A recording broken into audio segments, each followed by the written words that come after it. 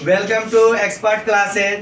तो कल हम लोगों ने क्लास किया था 10.1 विड्थ से रिलेटेड।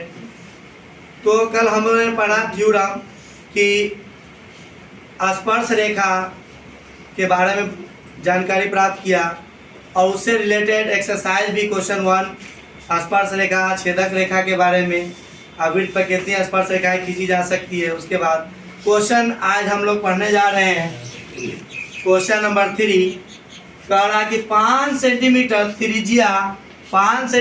त्रिज्या वाले एक वृत्त के 5 सेंटीमीटर त्रिज्या वाले एक वृत्त के बिंदु P पर स्पर्श रेखा PQ केंद्र O से जाने वाली एक रेखा से बिंदु Q पर इस प्रकार मिलती है कि OQ बराबर 12 सेंटीमीटर, PQ की लंबाई क्या होगी। हमें ऑप्शन भी दिया गया है कि 12 सेंटीमीटर होगी, 13 सेंटीमीटर होगी, 8.5 सेंटीमीटर होगी या √119 सेंटीमीटर होगी। ऑप्शन भी दिया गया है। तो सबसे पहले क्या है कि 5 सेंटीमीटर त्रिज्या वाला एक वृत्त खींचना।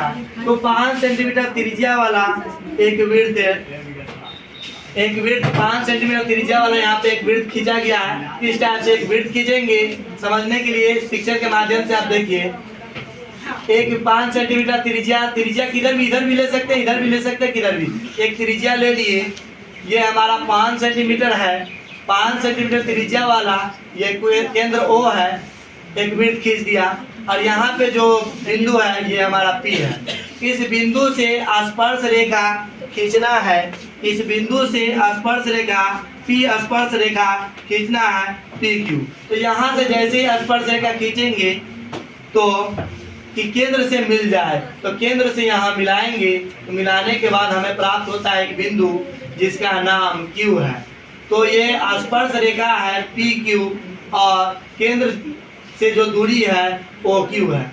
तो हमें दे दिया गया है यहाँ पे 5 सेंटीमीटर त्रिज्या पता है क्लियर, और OQ जो है हमारा ये OQ ये हमारा 12 सेंटीमीटर क्वेश्चन में दिया हुआ है।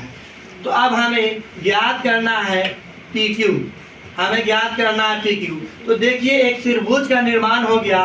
पिक्चर को फिर सीधे से देखते हैं। इस टाइप से अगर हम लोग देखें तो ये हमारा इस टाइप से त्रिभुज तैयार होता है। तो ये है हमारा P, ये हमारा केंद्र O है और यहाँ पे है Q, जिसमें हमें O से Q मालूम है। O से Q ये वाला जो है वो हमें मालूम है।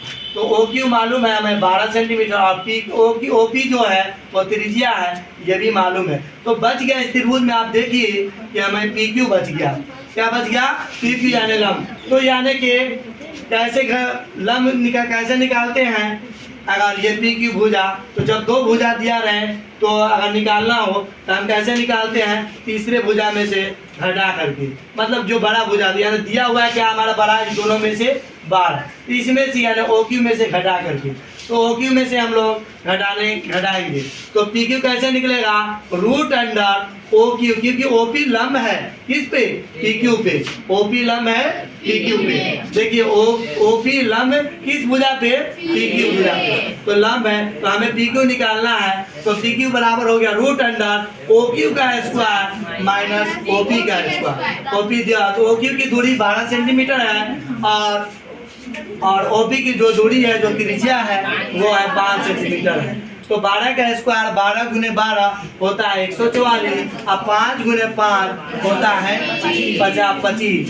144 में से जब 25 घटाते हैं तो 119 का वर्गमूल नहीं होता है। अगर इसको निकालेंगे भी वर्गमूल तो डिसमल में आ जाएगा, दशमलव में आ जाएगा। इसीलिए हमारा ऑप्शन यहीं से मिल जाता है। ऑप्शन ए में है 12 सेंटीमीटर जो कि नहीं है, 13 सेंटीमीटर जो कि नहीं है, और 8.5 सेंटीमीटर ऑप्शन नंबर सी नहीं है। हमारा डी ऑप्शन यहीं पे मिल जाता है √119 सेंटीमीटर। इसलिए हमारा आंसर हो गया, यानी PQ की जो दूरी हो गई √119 सेंटीमीटर। अगले क्वेश्चन की बात करें तो ध्यान से, ये क्वेश्चन है, क्वेश्चन स्क्रीन पर लिखा भी हुआ है। तो ये क्वेश्चन है, एक वृत्त खींचिए सबसे पहले क्या बोला कि एक विड्थ खींचना है, तो एक विड्थ खींच दिए। एक विड्थ खींचने के बाद क्या बोला कि एक विड्थ खींचिए और दो एक दी गई रेखा के समांतर, तो एक दी गई रेखा ले लेते हैं बाबू इसी विड्थ पे, और कैसा लेना है, समांतर।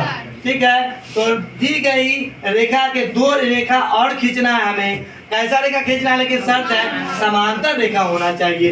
दो ऐसी रेखा खींचिए, उनमें से एक स्पर्श रेखा होना चाहिए और दूसरा छेदक। लेकिन इसी की दी हुई रेखा है बाबू, ये दी गई रेखा, ये दी गई रेखा है। इसी के समांतर एक ऐसा दो रेखा और खींचना है, जो दो ऐसी रेखा खींचिए कि उनमें से एक स्पर्श रेखा होना चाहिए इसी के समांतर। तो यहाँ पे हम लोग स्पर्श लेंगे तभी जाकर के समांतर होगा।